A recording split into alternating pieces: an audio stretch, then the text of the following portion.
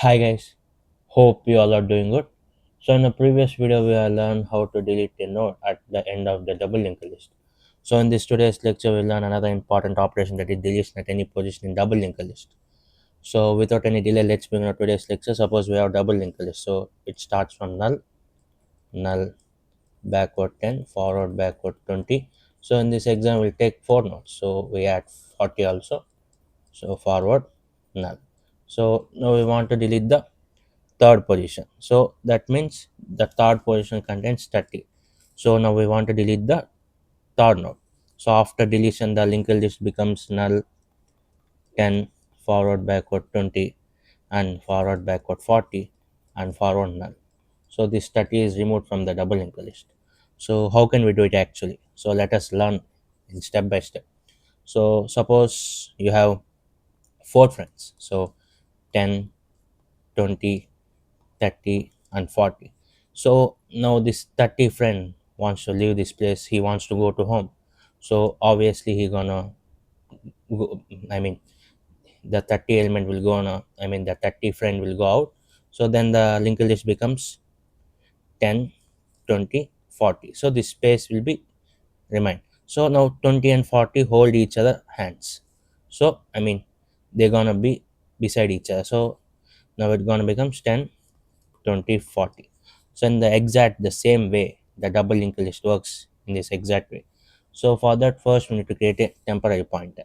So on the first step we are going to create a temporary pointer, struct node start temp equal to head. So this is a temporary pointer. So this pointer will helps us to reach the node that we want to delete. So on the second step we need to move the required position. So in this scenario we want to move to the position third. So for that, temp should be moved to the position 3. So for that we need to write a while for loop. So int I equal to 1 until I is less than position. So position, so I should be increment. So can you guess the next step? So we are going to write the temp equal to temp of next. So this is our for loop. So now temp points the node 30, remember. So now in the third step we need to update the previous node, right? So the previous node should point to the next node. So for that we need to write temp previous of next equal to temp of next. So this is the third line. So now node 20 points to node that node 40. So let me write here in the comment. So now 20 points to 40 in this step. On the fourth step we need to update the next node. So the next node should point back to the previous node. For that we need to write temp next previous. Temp next previous equal to temp of previous. So this line makes us to now node 40 points back to the node 20. So now it becomes, let me write here with comments, so forward backward 40. So on the fifth step we need to free the deleted node. For that we need to write simply free temp. So the deletion is successfully completed. So that node 30 is deleted from the linked list. So this is all about the deletion at any position in double linked list. So there are three most important lines. So what are the three most important lines? So let me write it in yellow color. So this third step, and this fourth step, and this fifth step. So these three lines are more very important. So you need to remember this carefully when we are deleting any position at double linked list. So these are asked many frequent in many interviews. So this is all about the deletion at any position in double linked list. So let us see the C code for this operation. So I have already written the C code. So let me explain it line by line. So these two header files are non-negotiable, and we have created a struct node with int data and struct node star next and star previous. In the main function we have created 4 nodes in this example. In the previous videos we have created only 3, right? So in these videos we have created 4: head, second, third, fourth. So I have written fourth here because this is already recorded in the previous videos and just added here. So fourth equal to struct malloc, and we allocated dynamic memory allocations for this 4 nodes.